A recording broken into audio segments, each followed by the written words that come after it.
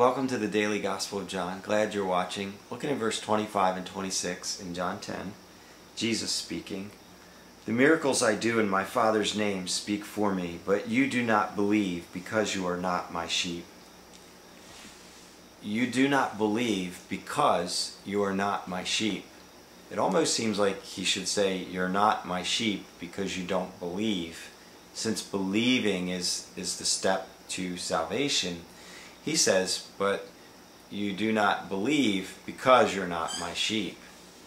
And that's a little puzzling for me, trying to figure that all out. But I'll take a stab at it. And I think we got a hint of this earlier in John 10, where Jesus identified his sheep as being his sheep, even though they hadn't even heard of his name yet. He said, I have sheep of another sheep pen, meaning he was speaking of the Gentiles who hadn't heard the gospel yet. He's saying when they hear my voice, when they hear the good news of the gospel, they're going to follow me. And I already know who they are.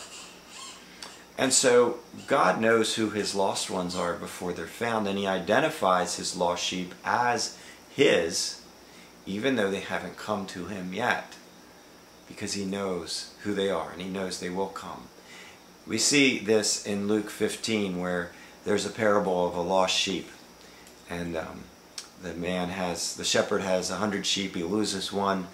He leaves the 99 and goes and searches for the one in the mountains until he finds this lost sheep, and then he celebrates that his lost sheep has been found. And then there's a woman who has 12 gold coins and she loses one, and she searches high and low, sweeps the floor until she finds the lost coin, and then she celebrates that she found this lost coin. And this condition of lostness in both of these cases assumes prior ownership. That the sheep was considered lost because it already belonged to the shepherd. The coin was considered lost and worth looking for because it already belonged to the woman. And so in the same way, if you're a follower of Jesus, you're one of his sheep, he knew you and called you his own before you ever heard of him. He already knew you and he sought you out. And he knows who his lost ones are scattered all around this world, every tribe and tongue and nationality. And what's at the core of his heart is finding and bringing to safety eternally his lost ones whom he loves. That's why Jesus came. He said, I have come to seek and to save my lost ones, the lost. So how is he about that seeking and saving thing now? Through his people. He said, as the Father sent me, so send I you. I'm sending you now to seek and save my lost ones. Do we know who they are from outward appearance or anything or behavior? No, we don't. But we, in obedience to our God, in obedience to his command to go and make disciples of all nations, we go and we share. We share the gospel. Paul said in Romans 1, I'm not ashamed of the gospel because it's the power of God for the salvation of all who believe. And yes, some will think it's foolishness, but that's because they're not his sheep.